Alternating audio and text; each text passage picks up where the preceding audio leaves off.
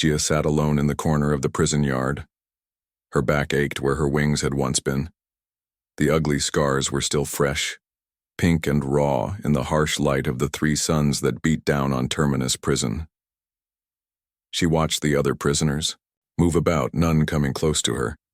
They were afraid of her, or maybe they were afraid of what had been done to her. The Skyborn were not meant to be without wings. Gia knew this in her bones. Her people had flown among the clouds of planet Naru for thousands of years. They had been messengers, travelers, and observers who carried news between distant mountain cities. But now she was the last of her kind, and she could not fly. The Dominion had come to Naru 5 years ago. Their massive ships had darkened the skies as they descended. The Skyborn had tried to flee, soaring higher than they had ever gone before. But the Dominion ships had weapons that could target them even in the thinnest air. One by one, her people had fallen.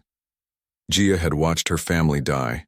Her mother, her father, her 2 brothers, all shot from the sky like birds.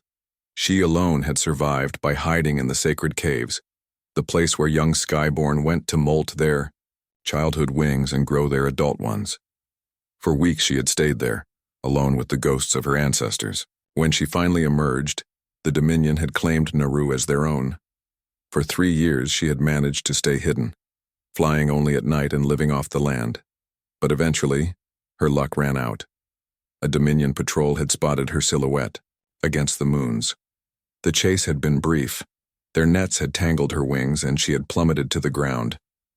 Instead of killing her, they had brought her to a medical facility. There, the Dominion doctors had studied her wings with cold interest. The Skyborn were known for their unique biology. Their wings were not just limbs, but organs that processed the air in special ways. The doctors had taken samples, run tests, and finally, when they had learned all they could, they had cut her wings off. Waste nothing was the Dominion motto. Her wings now powered some officer's personal shuttle, their biological systems converted to fuel processors. Gia shifted her position on the hard ground. 6 months in Terminus Prison had thinned her body. Without her wings, which once made up 1/3 of her weight, she looked almost like other bipedal species. Almost, but not quite. Her shoulder blades protruded sharply, and her legs were too thin, not built for constant standing. Skyborn spent most of their lives in the air, touching down only to eat and sleep. A shadow fell across her. Gia looked up, expecting to see a guard. Instead, a human male stood there. He was new. She had not seen him before in the prison yard. "Mind if I sit?" he asked. His voice was low, gentle. Gia shrugged. No one had willingly come near her in months. The guards fed her separately from the others. Even the most hardened criminals in Terminus seemed to think her bad luck might rub off on them. The human sat down beside her, careful to leave space between them. He was of average height for his kind, with straight black hair cut short and dark brown eyes that seemed to take in everything around them. A fading bruise marked his left cheek. "My name is Tay," he said. "Gia," she replied, her voice rusty from disuse. "You're Skyborn," he said. "It wasn't a question." She nodded. "I've heard stories about your people," Tay continued. "They say you could fly so high that you could touch the stars." "Just stories," she said bitterly, "and soon to be forgotten. I am the last." They sat in silence for a while. The yard was filled with the sounds of other prisoners, arguments, conversations, the occasional laugh. Life continuing despite everything. Gia had stopped listening weeks ago. "How long have you been here?" Tay finally asked. 6 months. You? 3 days. He rubbed his wrists where the restraints had left marks. "They caught me running supplies to Krell refugees. My 3rd trip through the blockade. I got careless." Gia studied him with new interest. The Krell were another species that had fallen to the Dominion. Their homeworld had been stripped of resources and left barren. "You helped them?" Tay nodded. "I'm a smuggler, or was. My ship, the Sparrow, can slip past most patrols. Too small for them to notice." Pride crept into his voice as he spoke of his ship. A whistle sounded, signaling mealtime. Prisoners began moving toward the food dispensers on the far side of the yard. Gia didn't move. She ate after the others, when the guards remembered her. 2. Her surprise, Tay didn't join the line. Instead, he stayed seated next to her. "You're not hungry?" she asked. "I'll wait," he said simply.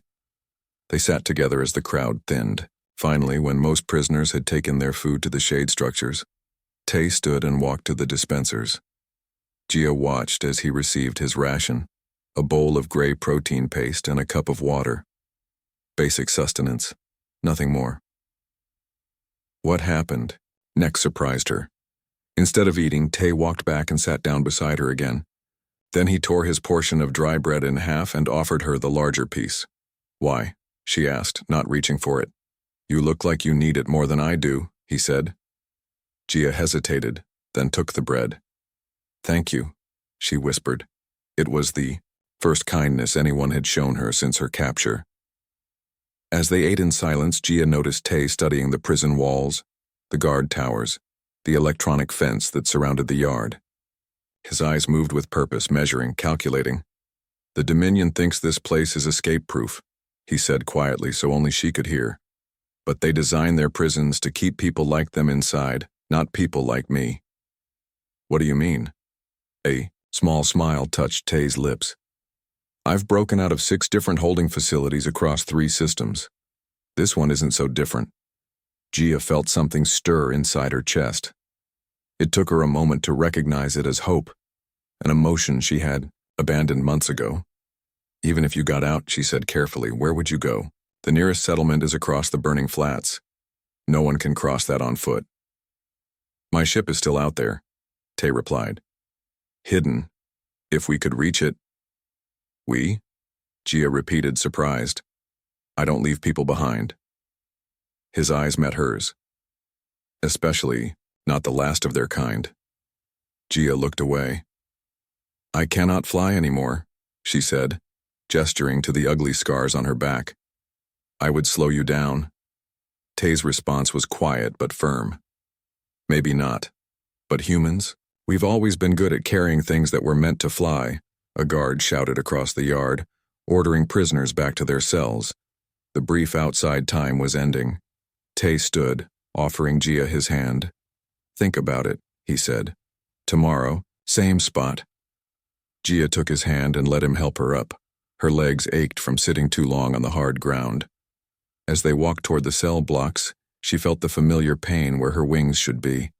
But for the first time in 6 months, there was something else there too, a tiny spark of hope, fragile but alive. 3 days passed before Tay told Gia his plan. They met in the same corner of the prison yard each day, speaking in low voices while Tay's eyes constantly scanned for guards. "The supply ship comes tomorrow," he said on the 4th day.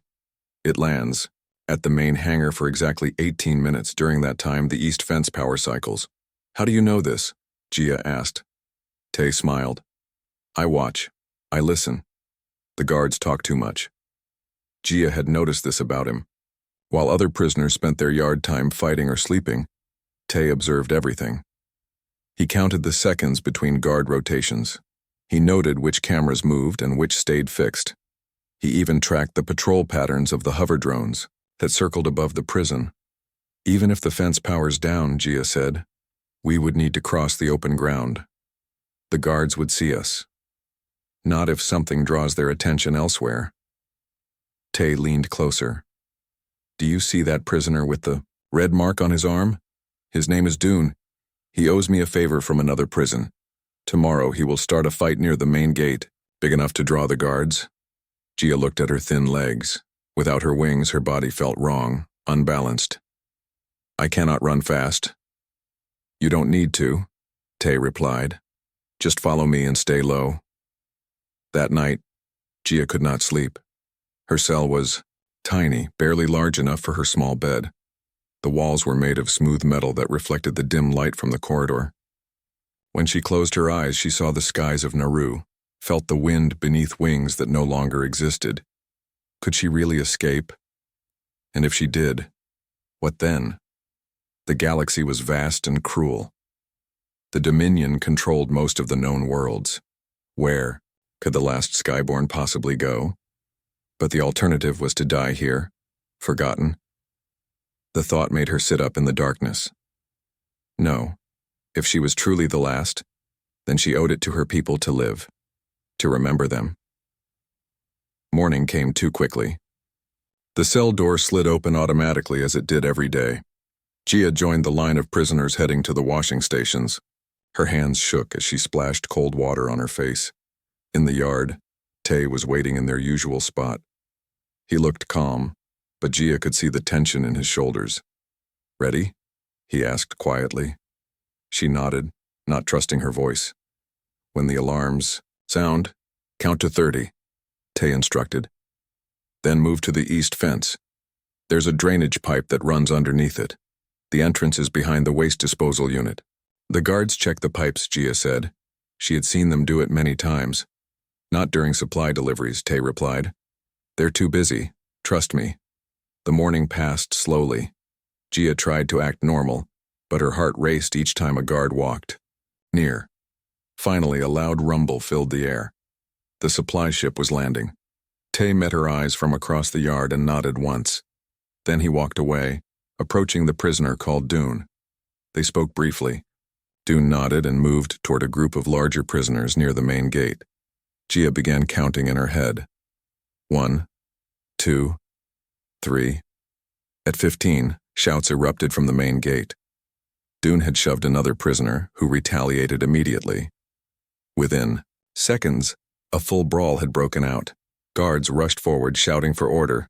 28, 29, 30. Gia moved as casually as she could toward the east fence. The waste disposal unit was a large metal container that reeked of rotting food.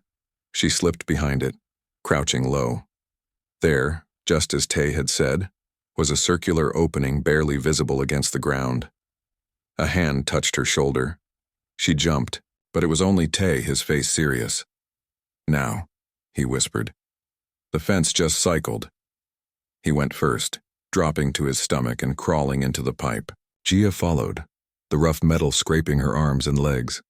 The pipe was narrow and dark. It smelled of waste and rust. Gia fought against panic as the walls seemed to close in around her. They crawled for what felt like hours but was probably only minutes. Behind them, alarm sirens began to wail. The prison was now on full alert. "Almost there," Tay said from ahead. "I can see light." The pipe ended abruptly, opening onto a small drainage ditch. Beyond it stretched the burning flats, a vast expanse of cracked red earth that surrounded the prison. In the distance, jagged mountains rose against the sky. Tay pulled himself out of the pipe and reached back to help Gia. As she emerged into the sunlight, a shout came from behind them. A guard had spotted their escape. "Run!" Tay yelled, grabbing her hand. They sprinted across the open ground, heading for a line of twisted rock formations at the edge of the flats. Plasma bolts sizzled past them, striking the ground and sending up sprays of dust. Gia's legs burned with the effort. Without her wings to balance her, running was awkward and painful. A hovercraft rose from behind the prison walls, its engines howling as it gave chase. They would never outrun it. Gia knew this with awful certainty, but Tay seemed to have expected this. He pulled her into a narrow crevice between two rock formations, then deeper into a maze of stone passages. "The scanners can't penetrate these rocks," he explained as they caught their breath. "Too much mineral content." "What now?" Gia asked. Her lungs ached. Her legs trembled from the unaccustomed exertion. "We keep moving.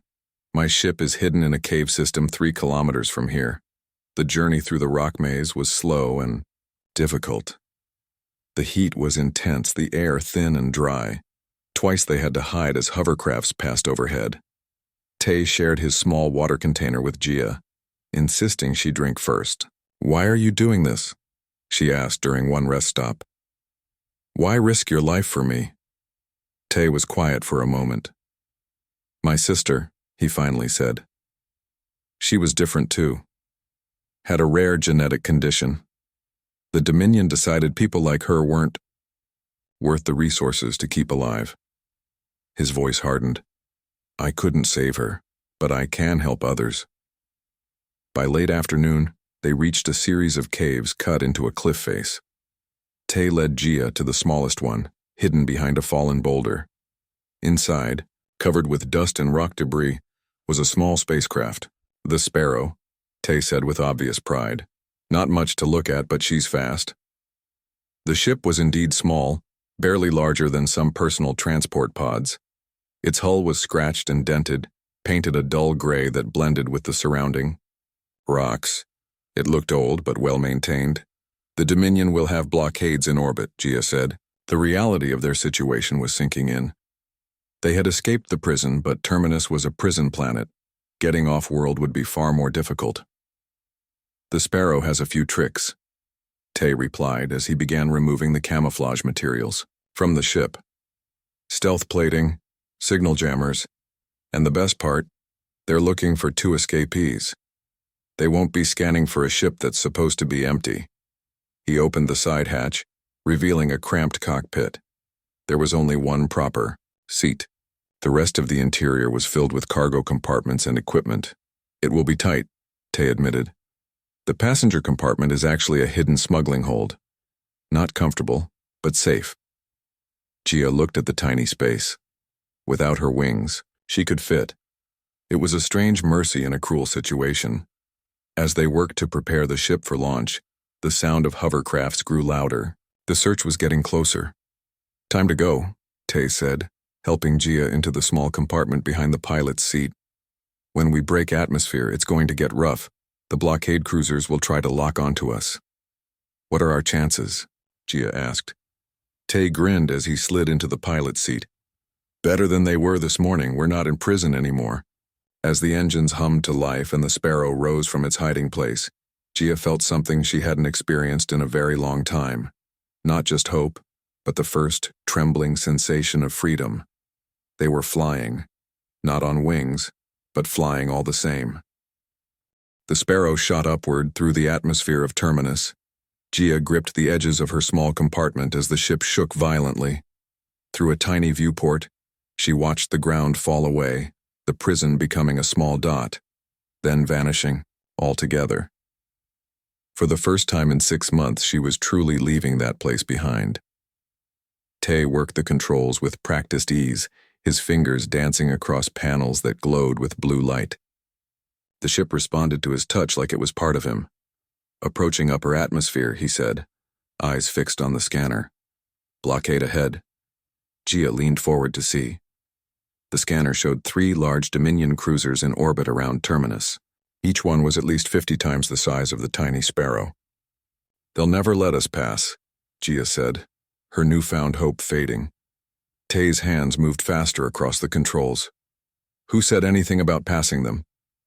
With a sharp turn, he sent the Sparrow into a steep dive, back toward the planet.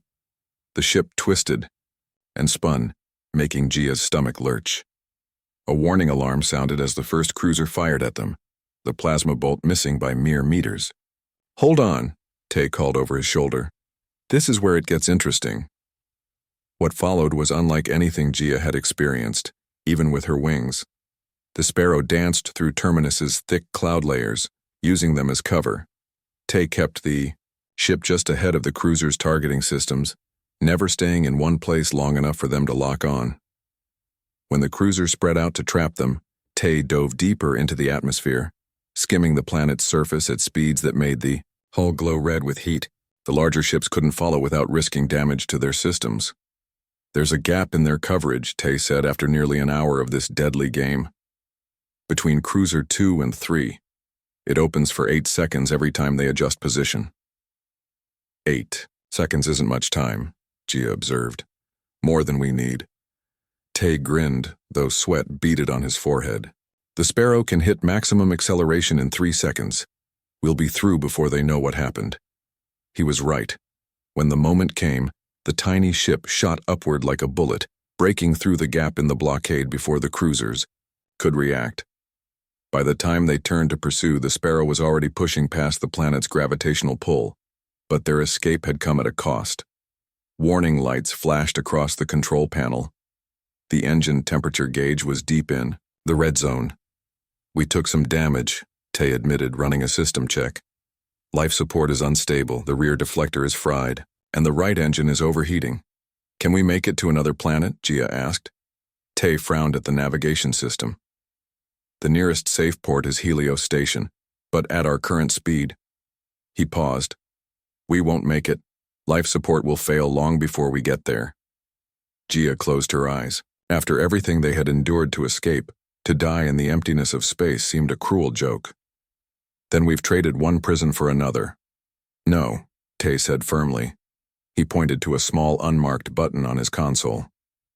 There's a way. What is that? Emergency cryosleep, he explained. It can preserve us long enough to reach Helios. The system slows body functions to almost nothing, barely uses any life support resources. Hope flickered in Gia's chest again, but she was cautious. Now, if such technology exists, why isn't it common? Why was it an emergency option? Tay hesitated. Because it's not exactly approved. It's modified tech, made for human physiology. I had it installed by a mechanic who doesn't ask questions. You mean it's illegal, Gia said. Very. Tay didn't deny it. And I've never tested it on a non-human. I don't know how it will affect your species. Gia considered this. Death in space, or a chance at survival with untested technology. Not much of a choice. Without it, we die anyway, she said simply. Tay-go nodded. I'll set course for Helios Station first, then activate the system. As the Sparrow's navigation computer calculated the journey, Gia looked out at the stars visible through the viewport. Stars she never thought she'd see again. In a strange way, despite everything she had lost, this moment felt like a gift. It will take 3 weeks to reach Helios, Tay said. But in cryosleep, it will feel like seconds. The ship was growing, colder as the life support system struggled. Gia's breath fogged in the air. Before we do this, she said, I want to know. Why me? Of all the prisoners you could have helped escape, why choose a wingless skyborn? Tay was quiet for a long moment. When he spoke, his voice was soft. When I was a child, my parents took me to a wildlife sanctuary on Earth. There was a bird there, the last of its kind. Its habitat had been destroyed by climate change. It sat in a huge cage, surrounded by pictures of what its home used to look like. It never flew, just sat on its perch all day. Its eyes were... He paused. Empty. Like nothing mattered anymore. He turned to face Gia. When I saw you in that prison yard, I recognized that same emptiness, and I couldn't bear it, not again. The navigation computer beeped, signaling the course was set. Ready? Tay asked, his finger hovering over the cryosleep button. Gia nodded. As the sequence initiated, cold fog filled the cabin. The temperature dropped rapidly as the system prepared to place them in suspended animation. Before consciousness faded, Tay made a promise. I'll get you somewhere safe, somewhere the Dominion can never find you. And someday, somehow, we'll find a way to restore what they took from you. As the cryosleep took hold, Gia wondered if he meant her wings or something deeper that she had lost. Her last thought before darkness claimed her was of the skies of Nauru, endless and blue, waiting for wings that would never return. Time lost all meaning in cryosleep. There were no dreams, no awareness, just a deep void of nothingness. For Gia, it was peaceful in a way she hadn't experienced since before her capture. The system was designed to wake them gradually as they approached their destination. Gia's consciousness returned slowly, like mist clearing on a morning lake. Her body felt heavy, her thoughts sluggish. The first thing she saw when she opened her eyes was Ty, already awake, checking the ship's systems. He looked tired but relieved. It worked, he said when he noticed she was awake. We're approaching Helios Station.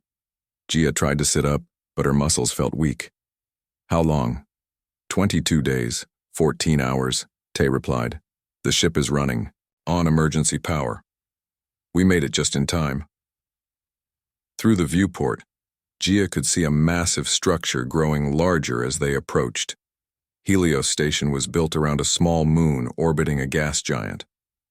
Light glinted off its many docking arms, each one holding dozens of ships of various sizes and designs. It's beautiful, she whispered. It's neutral territory, Tay explained. Not under Dominion control. They have influence here, but they don't rule. The station is run by the Merchant Guild. As the Sparrow limped toward the station, a voice crackled. Over the communication system, unidentified vessel, this is Helios Station Control. State your purpose and registration. Tay activated the comm. Helios Control, this is Independent Trader Sparrow, requesting emergency docking. Engine damage and low power. Registration code Tango Echo 749. There was a pause, then, registration confirmed. Proceed to docking Arm 5, Bay 12. Medical team has been notified of your arrival. Tay guided the ship carefully toward the assigned bay. The Sparrow shuddered as its damaged engines strained with the final approach. Almost there, he said, more to himself than to Gia. As they docked, Gia realized that this was just the beginning of their journey. They had escaped Terminus, but the Dominion controlled much of known space. They would need to keep running, keep hiding. And yet, for the first time since losing her wings, she felt something like purpose returning. She was alive. She was free. And somehow, against all odds, she had found an ally in this vast, hostile universe. What happens now? She asked as Tay powered down the ship's systems. First we get the Sparrow repaired, he said. Then I keep my promise. Which one? Gia asked. Safety from the Dominion or restoring what I lost? Tay looked at her, his expression serious but kind. Both. I know someone on this station who might be able to help with the second part. A cybernetics expert named Jun. You mean artificial wings? The idea seemed impossible. I don't know what's possible yet, Tay admitted. But I promise to try, and I keep my promises.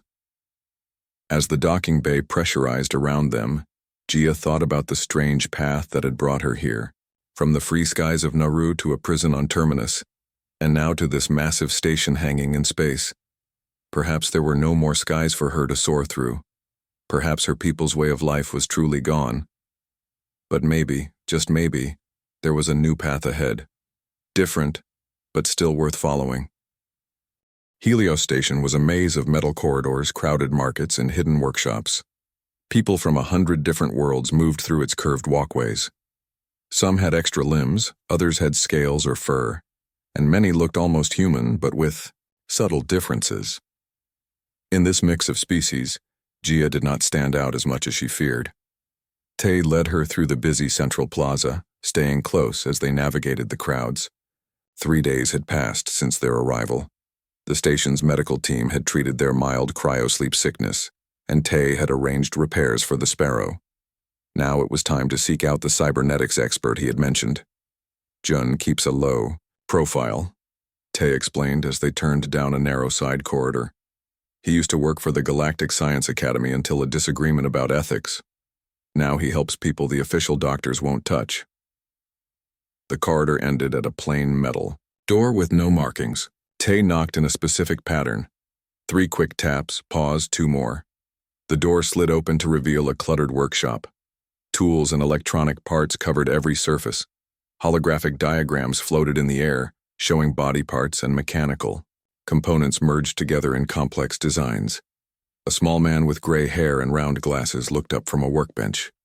He had the weathered face of someone who rarely slept enough. Tay, he said, voice neither friendly nor unfriendly. I heard rumors you were back on station. Trouble follows you as always, I presume. Just a little, Tay replied with a smile. Jun, this is Gia. Jun studied Gia with sharp eyes. Skyborn, he said immediately. I've never worked on one of your kind before.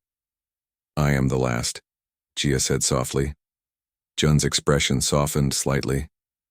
Come in, before someone sees you. The Dominion has spies everywhere these days. Inside, the workshop was larger than it appeared from the door. A medical bed sat in the center, surrounded by equipment that hummed and blinked. Shelves lined the walls, filled with parts that looked both biological and mechanical. Tay tells me you lost your wings, Jun said, gesturing for Gia to sit. May I examine the connection points? Gia hesitated, then nodded. She turned and removed the loose top she had been given at the station's medical center. The scars on her back were still sensitive, the nerve endings exposed and raw where her wings had been removed. June's touch was gentle as he examined the damage. He used a small scanner to take readings, frowning at the results. "Crude work," he muttered. The Dominion surgeons took no care with the neural pathways. They simply cut and cauterized. "Can you help her?" Tay asked, standing nearby. June moved to a computer terminal and transferred the scan data. A three-dimensional image of Gia's back appeared, showing the damaged tissue and severed connections in red. "These connection points," June said, pointing to the image. "They're unlike anything I've seen. The neural pathways are still active, still sending signals to appendages that no longer exist. Your body doesn't understand that your wings are gone. Is that why I still feel them sometimes?" Gia asked. "The pain, the itching, the sensation of movement?" "Exactly," June nodded. "Phantom limb syndrome, common in amputees of all species. But in your case, it's more complex because your wings weren't just limbs. They were integrated with your respiratory and nervous systems." Jun tapped on the terminal, bringing up another image. This one showed a sleek metallic device shaped like a small backpack. "I have a prototype," he said. "A neural flight system designed for deep space exploration. It creates a localized gravitational field that the user can control with neural inputs. Essentially, controlled flight without physical wings." Hope flared in Gia's chest. "You mean I could fly again?" "In theory," Jun cautioned. "The system was designed for humans. The energy requirements almost killed my test subjects. For a skyborn whose neural system is already attuned to flight." He shook his head. "The feedback could be catastrophic." "What does that mean?" Tay asked, his voice sharp with concern. "It means it could kill her," June said bluntly. "The neural interface might overwhelm her system, cause a massive stroke, or burn out her central nervous system entirely." Gia stood up and walked to a small viewport in the workshop wall. Outside, ships moved slowly past, coming and going from the station. Freedom of movement, something she had once taken for granted. "What are my options?" she asked without turning around. "Option 1 is to do nothing," Jun said. "You can live a ground-bound life. Many species do.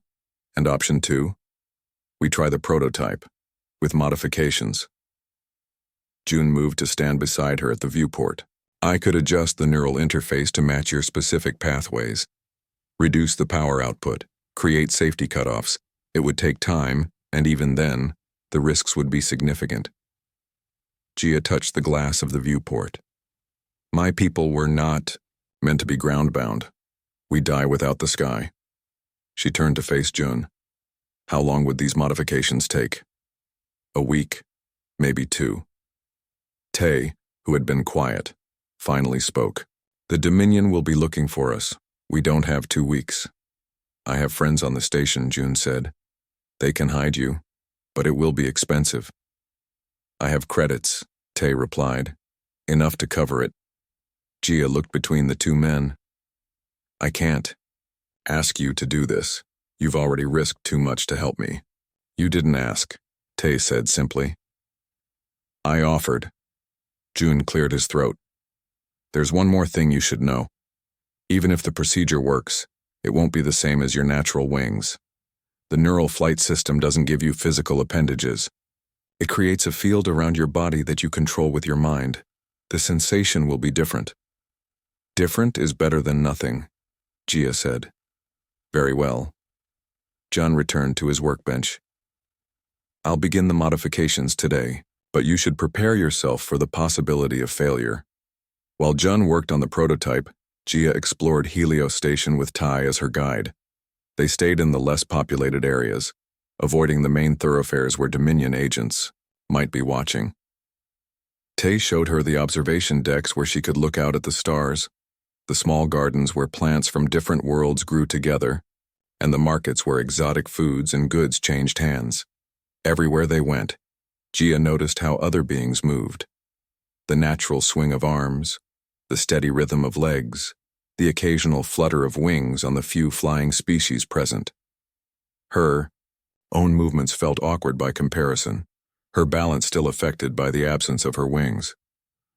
One evening they sat in a quiet corner of a small cafe. Gia watched a winged Lipari child flutter between tables while its parents ate. "Do you miss your world?" Tay asked, following her gaze. "Every day," Gia replied. Nauru was beautiful, floating mountains, endless skies, forests that grew sideways. From cliffs. "My people built our homes in the highest peaks where the air was thin but pure. Would you go back if you could?" Gia considered this. There is nothing to go back to. The Dominion strip mines planets they conquer. Nauru is probably unrecognizable now. She turned to him. "What about you? Do you have a home?" Tay smiled, but there was sadness in it. "The Sparrow is my home, has been for 10 years. After my sister died, I couldn't stay on Earth. Too many memories." Before Gia could respond, her communication device beeped. It was a message from Jun. "Prototype ready." "Come now." Back in Jun's workshop, the prototype neural flight system lay on a workbench. It was smaller than Gia had expected, a slim device about the size of Jun's hand. Its surface was smooth silver metal, with blue light pulsing beneath. "I've recalibrated it for your neural pathways," Jun explained. "Reduced the power output by 60% and added emergency shutoffs that will activate if your vital signs become unstable." "When can we test it?" Gia asked. "The surgery must come first," Jun said. "I need to connect the device to your existing wing neural pathways. It will be painful, and recovery will take several days." "And the risks?" Tay asked. Jun didn't sugarcoat it. 30% chance of complete neural failure. If that happens, death would be quick. 40% chance of partial integration, which could mean limited function but chronic pain. 30% chance of successful integration.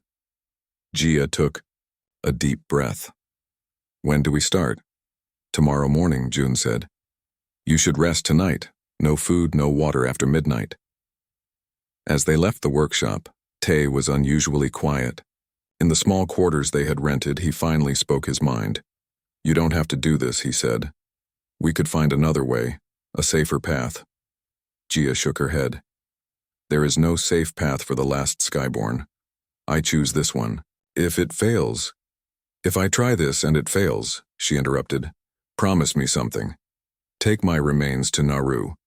Let what's left of me touch my homeworld sky one last time." Tay wanted to argue, but the determination in her eyes stopped him. "I promise," he said quietly. That night, Gia didn't sleep. She stood at the small viewport in their quarters, watching the stars and thinking of wings she no longer had. Tomorrow, she might fly again, or she might die. Either way, she would no longer be groundbound. It was enough. The surgery took 8 hours. Jun worked with steady hands, connecting the prototype neural flight system to Gia's existing wing pathways. Tay waited outside the workshop, pacing the narrow corridor until a station security officer told him to move along. Even then, he only went as far as a small viewing deck nearby, his eyes fixed on the door to Jun's workshop. When Jun finally emerged, his face was tired, but satisfied. "She's stable," he said. "The device is connected. Now we wait." "How long?"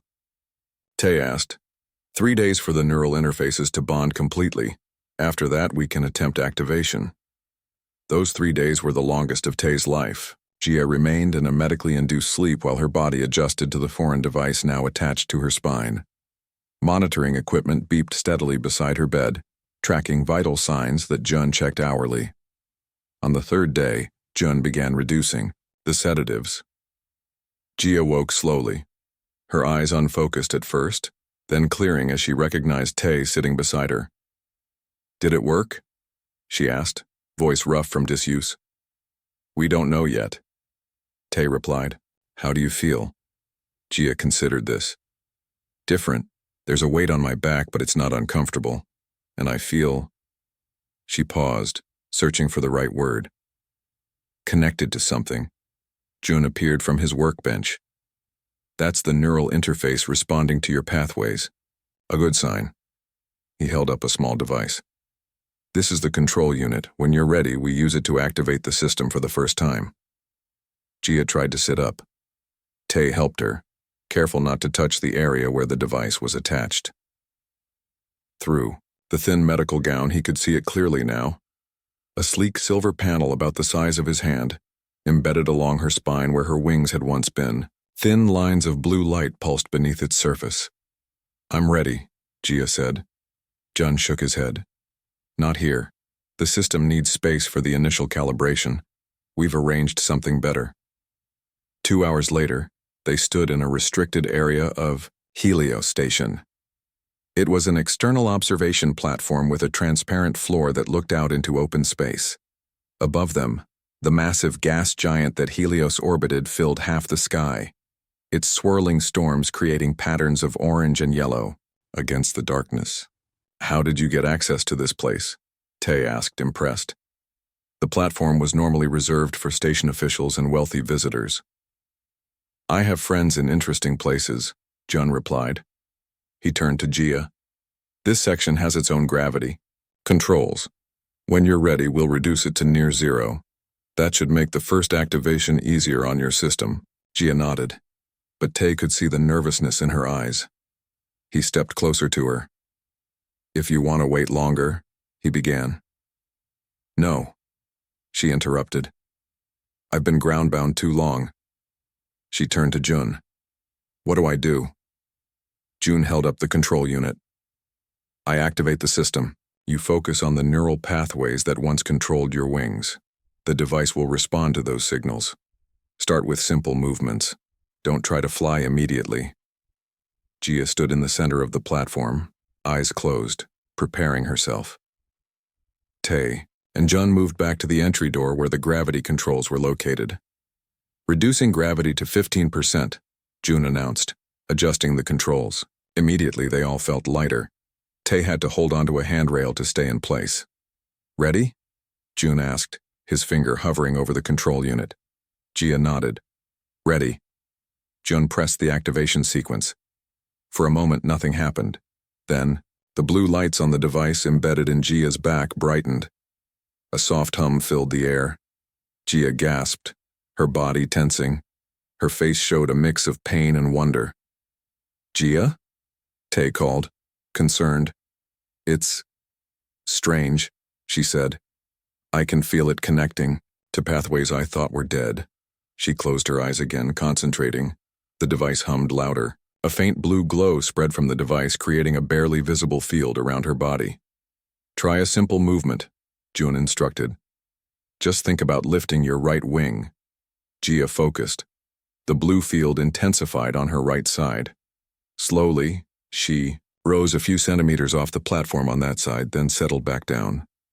"It worked," she whispered, eyes wide with amazement. "Try again," Jun encouraged. "Both sides this time." Gia's second attempt was smoother. The field responded more quickly to her thoughts, lifting her half a meter off the platform before gently lowering her again. "The neural interface is adapting to your pathways," Jun explained. "Each time you use it, the connection becomes stronger." Over the next hour, Gia practiced small movements, rising, falling, moving sideways. The blue field around her grew more defined, shaping itself roughly where her wings would have been. It wasn't the same as having physical wings, but it was flight. By the end of the session, she was able to hover steadily 2 meters above the platform, the blue glow of the neural flight system pulsing in rhythm with her heartbeat. "Enough for today," Jun finally said. "We don't want to overload the system or your neural pathways." As the gravity returned to normal and the device powered down, Gia's face showed no disappointment. For the first time since Tay had met her, she looked truly happy.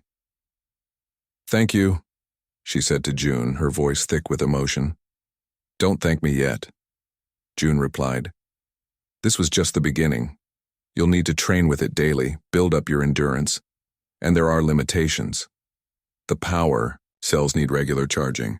The field has a maximum range, and it will never be exactly like your natural wings." "It doesn't matter," Gia said. "I can fly again, that's enough." 3 weeks later, Gia stood on the same observation platform. Her control of the neural flight system had improved dramatically. She could now maintain flight for up to 2 hours at a time, maneuver precisely through obstacles, and even reach speeds that impressed Jun. But their time on Helios Station was running out. That morning, Tay had received a warning from one of his contacts. Dominion agents were questioning people about a human traveling with a wingless skyborn. "We need to leave," Tay told Gia during her training session. "The Sparrow is repaired and restocked. I've plotted a course to the outer colonies. The Dominion has less influence there." Gia didn't argue. She had known this day would come. When? Tomorrow. Early shift. When the docking bays are busiest. We'll blend in with the cargo ships. That night, as they prepared for departure, Tay showed Gia the navigation charts. "There's a small planet in the Verdant system," he explained. "No official name, just a designation, VS7. A handful of refugees have started a colony there. People escaping, like you." Gia studied the images of the planet. It showed vast canyons and mountain ranges, with strong air currents flowing through them. "It looks like a place where someone could fly freely," Tay finished for her. The next morning, they made their way to the docking bay where the Sparrow waited. Jun met them there carrying a small case. "Spare parts and power cells for the neural flight system," he said, handing the case to Tay. "And instructions for maintenance. It should serve her for many years, but nothing lasts forever." Gia embraced, the cybernetics expert. "I can never repay you." Jun smiled, a rare expression on his usually serious face. "Seeing the last Skyborn fly again is payment enough. Safe journeys." They boarded the Sparrow, now repaired and improved thanks to Jun's connections. The small ship felt familiar, almost like home. As they prepared for launch, a station alert sounded. "Attention. Security sweep in progress in all docking bays. All departures temporarily suspended." Tay checked the external cameras. Dominion agents in their distinctive black uniforms were moving through the bay, checking ships and identification. "They found us," he said grimly. Gia looked at her neural flight systems control unit, then at Ty. An idea was forming. "Open the airlock," she said suddenly. "What?" "That's space out there. Even with your system, you can't survive vacuum." "Trust me," she insisted. "I need you to trust me." Against all logic, he did. The outer airlock opened to space, the emergency field, barely containing their atmosphere. Gia stood at the edge, her flight system glowing brightly. With a nod to Tay, she leapt out. In the vacuum of space, the neural flight system performed beyond its design specifications. The gravitational field it generated not only supported Gia, but created a thin atmosphere around her. She flew alongside, the Sparrow as it broke away from the station, her presence generating a sensor shadow that confused the Dominion's tracking systems. When they had reached safe distance, Tay maneuvered the ship to retrieve her. She entered through the airlock, breathless but exhilarated. "My ancestors flew between stars," she told him, as the ship accelerated away from Helios. "The stories weren't exaggerations. We were meant for space itself." In the months that followed, they traveled across systems, always staying ahead of Dominion pursuit. The neural flight system evolved as Gia used it, adapting to her physiology in ways Jun hadn't predicted. When they finally reached VS7, they found a world of incredible beauty. Massive canyons cut through purple mountains, with winds that flowed for thousands of kilometers.